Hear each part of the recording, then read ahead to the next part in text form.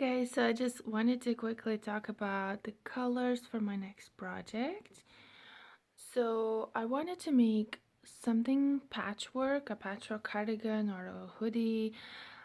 This is DK weight yarn, and I kind of saw these 5 colors and I thought, well, they might work together. This is kind of red. I would like to see them together in some sort of project. This is pink. Oh yeah, depends on the light how they look through the phone. And so I thought, okay, why don't I make something with these colors? And then I thought, well, that's not quite enough, and maybe if it's a patchwork cardigan, I need some more. You know, I have lots of yarn, and I have a lot of one color balls, because I tend to buy something that I like, but I don't know if I'm gonna use it, so I just buy one. Um, uh, so I have I just love colors. I just have lots and lots of different colors at home.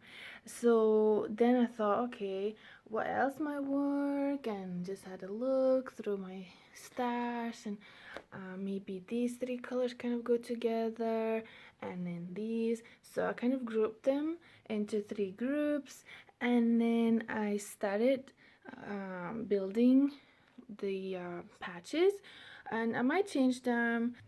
I attached them together for now, because I think it works for me. I want to see how these colors, how this block, where this will take me, where this will inspire me. And I might change them later if I want to add more yarn maybe, or if I change the length of the hoodie or something like that. So if I add more colors. So basically, if you're not sure how you might match your colors, maybe it makes sense if you group them into different groups, and then you take one group and then kind of align it in one column, and then another group, and see which column matches which, could stand next to, and in that way kind of your mess becomes organized mess. So these are some of the squares I made earlier. This is a beginner pattern because the squares are very easy. So I'm using a 5mm hook and some DK yarn. So we just begin by leaving a tail and making a slip knot on our hook and chain 23. So in this square, we're just making rows of half double crochets. So yarn over and find your 3rd chain from the hook and make a half double crochet into that chain, and a half double crochet into the next chain and every chain.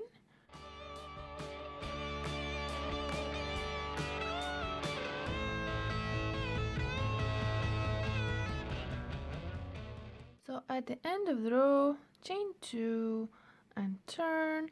So this row, the first row, when we were making it, we were facing the front of our square.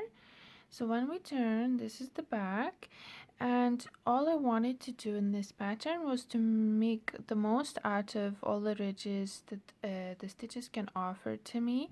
So just wanted to make them a bit more interesting.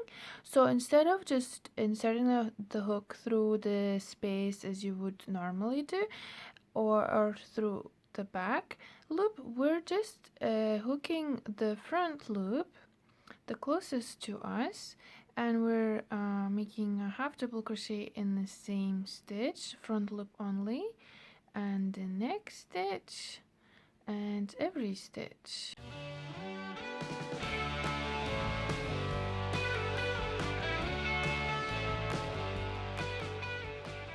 So at the end of the row, we are crocheting into the last stitch that is not a part of chain 2. So we can see chain 2 is still there, and we didn't crochet into that.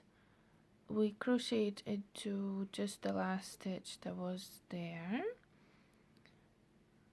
and now we just chain 2 and turn. Okay, so now we're facing the front again.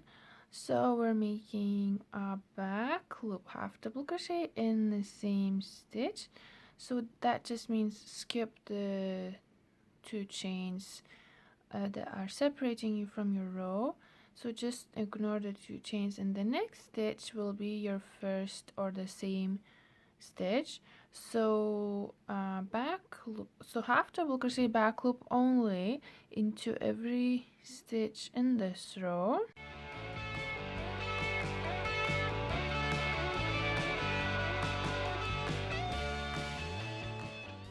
So our last stitch here is again not the top of chain 2, but just the stitch after that or before that. When you're crocheting here, it's before that, but when you were crocheting row 2, you made chain 2 and then you made your first half double crochet, so it was after the chain 2. So anyway, leave the chain 2 untouched and just end your row with the last half double crochet in the last stitch. And again we chain 2 and turn. So now we're facing the back again, so we're just making again repeating row 2, and we're making a half double crochet front loop only into the same stitch. So not so this is the chain 2 and this is our first stitch, so half double crochet front loop only into the same stitch and the next stitch and every stitch once again until the end of the row, and then chain 2, turn, and then repeat row 3. So repeat rows 2 and 3 until you have 12 rows. So the easiest way to count quickly is the 2 rows kind of form a block, so you can count in blocks of 2 because every 2 rows are separated by a slightly different looking ridge, and the first 2 rows are separated only by this kind of thin line, so it naturally kind of forms blocks of 2. So it's fast enough to count how many rows you've made. So 1, 2, 3, 4, 5, 6, and 6 times 2 is 12. So you know you need to fast enough after 12 rows.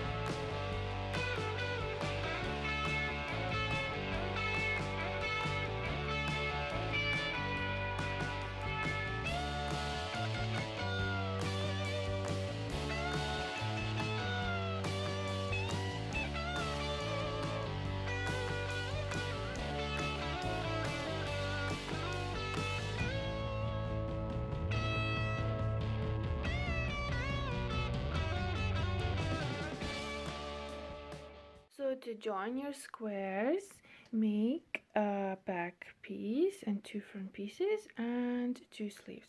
So the sleeves I'll show you in a minute. So the back piece will be 1, 2, 3, 4, 5 by 1, 2, 3, 4, 5. So a big square, 5 by 5. So made of smaller squares, 5 by 5. And the two front pieces that are 2 by 5. So on either side, plus the sleeves. The sleeves will be 3 by 3 square. And our hood is going to be 1, 2, 3, 4, 5 by 3 rectangle. Okay, so we're going to seam the sides and the shoulders. So we're gonna seam the sides up to half a square here. So 1, 2, 3.5 squares, counting from the bottom and leaving 1.5 squares for the armhole opening. And for the shoulder seam, we're going to seam 1.5.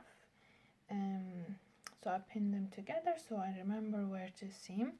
So 1.5 squares for the shoulders. So when we have our sleeve, we will seam at the bottom here, and when we finish seaming the sleeve, we'll be seaming it into the body here.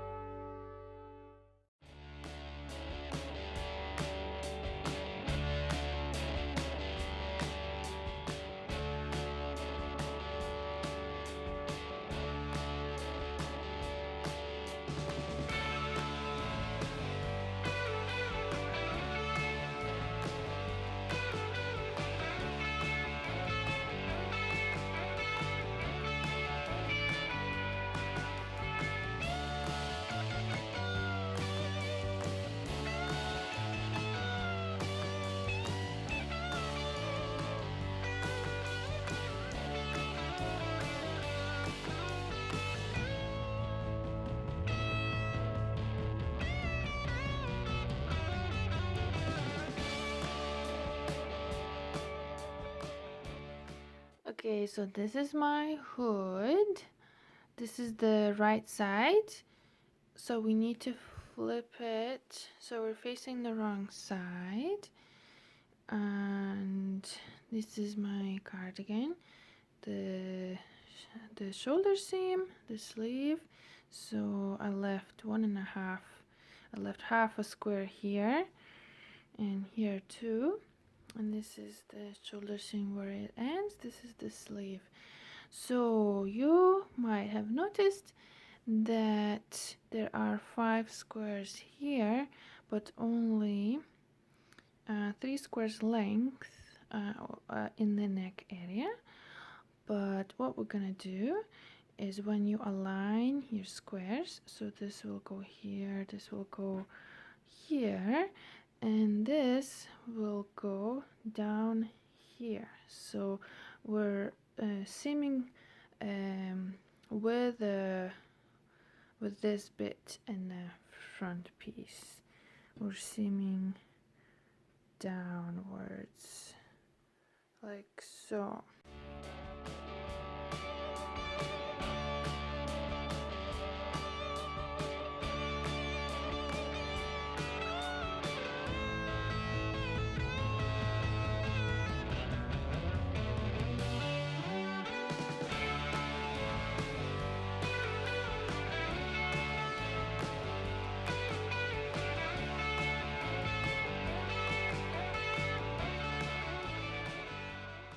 So for the ribbing, We'll start at the bottom of the cardigan. This is the bottom. So somewhere at the bottom, I would recommend that you start in a square that is most similar color to your chosen color for the ribbing, so that it's less obvious that you join your yarn there.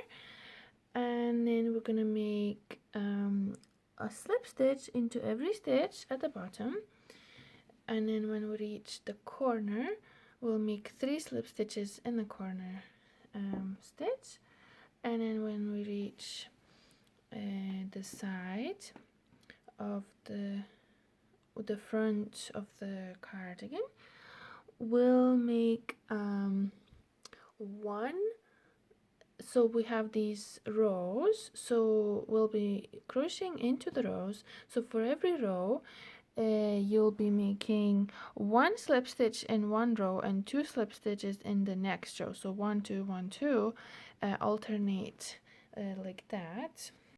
So I've actually done the slip stitch, I laid the grounds, the foundation for my ribbing in most of the places, and I'll show in the place that I still have left, I'll show you how. You'll be starting at the bottom, but because I'm here, I'll show you from the side, from the front. So this is the front, and I'm just coming back. You only have 2 corners in the whole cardigan to deal with. So I'm just coming back from my front. I'm gonna reach the corner and then do the bottom. So when you make your slip stitch, you can do one, not only work into the rows, but you can also work, well, that's what I've been doing. I did the slip stitch where the 2 squares are joined together as well.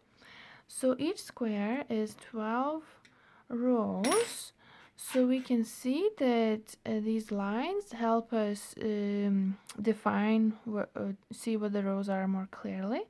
So every 2 rows are kind of grouped together, so I can count these thinner lines to make sure I have the right amount of rows. So 1 2 3 4 5 6. Okay, and now I know that every row is separated by a line, so this space between lines is 1 row.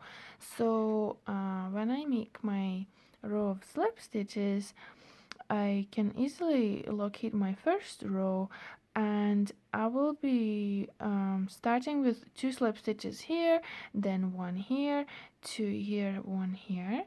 So and the way I do it, I insert my hook through two threads thick. So I pick up two threads on my hook, because I find it more neat than if I inserted my hook under 1 thread, because that might stretch too much, or under the whole post, because that creates a bigger hole, and we want a nice straight line. So that's how I've been doing. So I just insert my hook behind 2 threads of yarn and 1 slip stitch. So I need to make another one. So I have a choice. I can make another one in the same space, or in the space right next to this slip stitch, but still in the same row. So whatever is more convenient, I'll just maybe pick the same space. And now on to the next row. So in this row, I need to make 1 slip stitch. So just, and I'm trying to hook underneath 2. So I'm inserting my hook underneath 2 threads of yarn. And now 2 slip stitches in this row.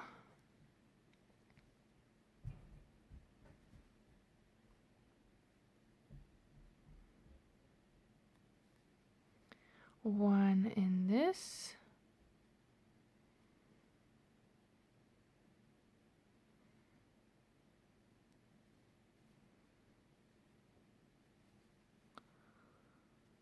two and one, and so on.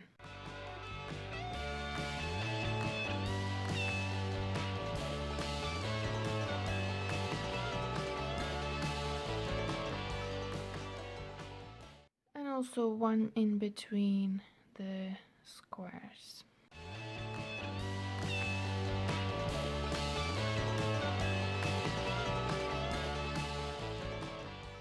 So now I reached the corner and I'm just making 3 slip stitches in the corner space. And now that I've turned the corner, I'm just making 1 slip stitch into each stitch.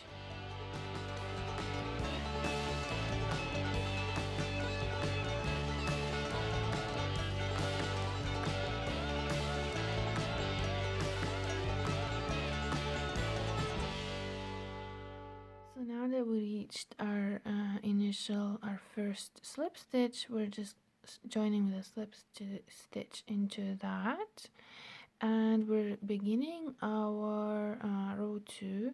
So we're chaining 3. There's no need to turn. We're just going to make a double crochet back loop only into every slip stitch. It's a back loop so that we create a nice line for our ribbing, because the bottom loop stays at the bottom to create that nice line, and the top one holds our double crochets. So just make a double crochet back loop only into every slip stitch all the way around.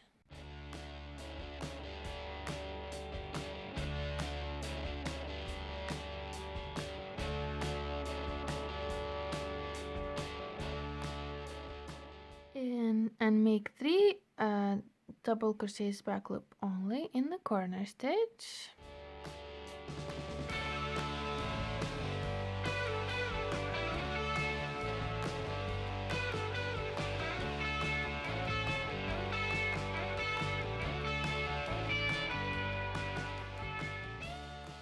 So at the end of row 2, join with a slip stitch to the top of chain 3 and chain 2, and it looks quite neat from the back. I'm gonna turn.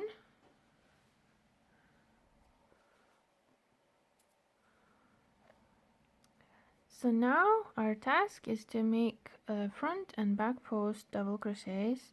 So we're skipping the chain 3 from last row, and we're making a front post double crochet around the next post and a back post double crochet around the next post. Front post, back post, all the way around.